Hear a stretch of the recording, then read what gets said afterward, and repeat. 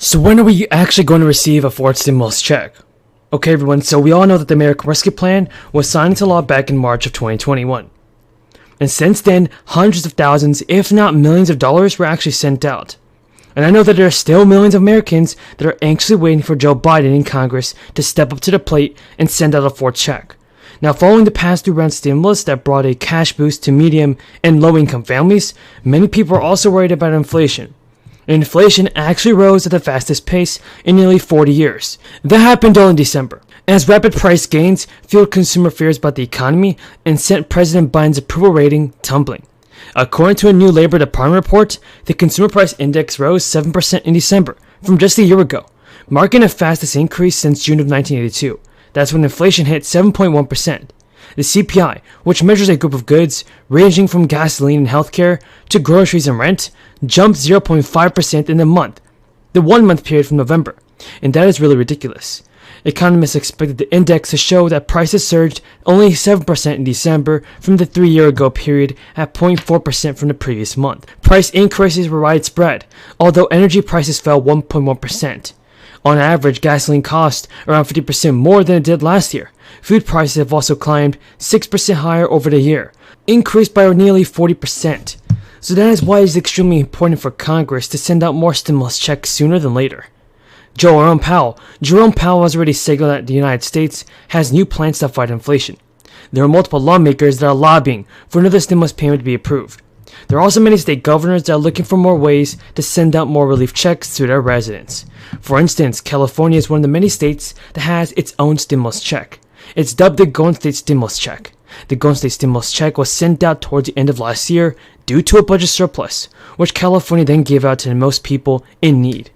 Now, Gavin Newsom laid out his budget proposal, and it is projected that there will be a mammoth $45 billion budget surplus for the year, which means that the state of California is obligated to give roughly $2.6 billion of that amount back to taxpayers.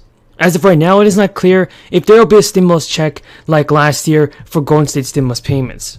Lawmakers are still writing that they urge President Biden to incur recurring payments tied to economic conditions.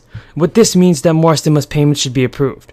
Now, Congress is actually negotiating on monthly recurring stimulus checks, but for some lawmakers who want these checks to only go to a small group of people, that shouldn't be the case. Everyone that needs stimulus check must get it. And if you're a senior on Social Security, SSI, SSDI, RRB, or VA benefits, then you may be eligible to receive more stimulus money sooner than later. Now, in an effort to safeguard against any future recession, senators and the White House are considering setting up automatic checks for the next time the economy takes another significant dip. The Economic Security Project has already talked with 50 staff members from the Senate Finance Committee on automatic stabilizers. This would mean that the automatic stabilizers would be tied to the state of the economy, instead of waiting for Congress to agree to a stimulus bill. Third item I just want to mention is Build Back Better. I'm sure many of you are wondering what's next for Build Back Better. And I'm not going to hide my frustration with where things are. We need to get as much out of that package across the finish line as we possibly can to make a difference in people's lives. We need to extend the child tax credit, which expired this month. We need to keep those payments coming to the 660,000 families right here in Massachusetts who depend on it for groceries and paying bills and diapers and making ends meet. And we must invest in universal childcare. I've said it all along, childcare is infrastructure. We need roads and bridges for people to be able to get to work. We need to invest in childcare so people can go to work. We need to invest in our childcare providers, raise their wages so they have a living wage and can be in the profession they want to be in, and invest in our families. To say, if you've got children, we are here for each other. We all want to invest in our children's future. So, powerfully important. We're going to be right back at work on whatever it's going to take to get Build Back Better across the finish line. So other legislative things we can talk about, but one other thing I want to mention before I go to questions, and that is a non-legislative thing, canceling student loan debt.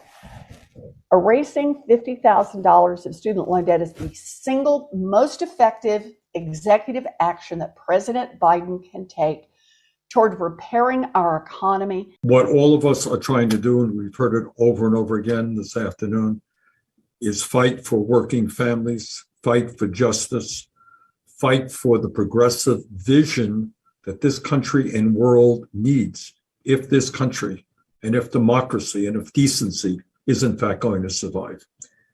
And I want to just take a second to make everybody remember and appreciate and take pride in how far we have come as progressives in recent years. We sometimes take it for granted.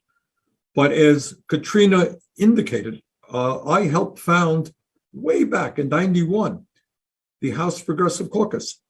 And frankly, never in a million years would I have dreamed that it would be as strong and as effective as it is today. And I want to congratulate Pramila and all of the folks in the caucus for the enormously important work that they have done and are doing.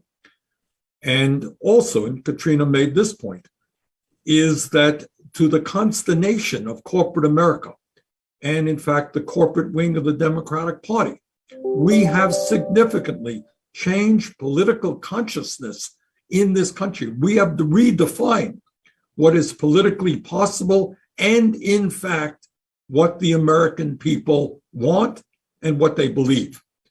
And here is the simple truth, and that is whether you're Black or you're white or you're Latino, you're Asian American, Native American, you're gay, you're straight, you're male, you're female. Poll after poll shows that the progressive agenda, what we are fighting for, is what the American people want. And don't let anybody ever convince you otherwise. Our agenda is the agenda of the working families of this country. At a time of massive and growing income and wealth inequality, and who else but us talks about that obvious fact? The American people do want the big money interests to start paying their fair share of taxes. They understand that it is absurd that two people own more wealth than the bottom 40% of the American people, and that the gap between the very rich and everyone else is wider than it has been in 100 years. They understand that it is unacceptable that huge Wall Street private equity firms like BlackRock control trillions of dollars in assets and have significant influence over hundreds of companies employing millions of workers. In other words, the American people do not like oligarchy, and they want us to stand up to the oligarchs.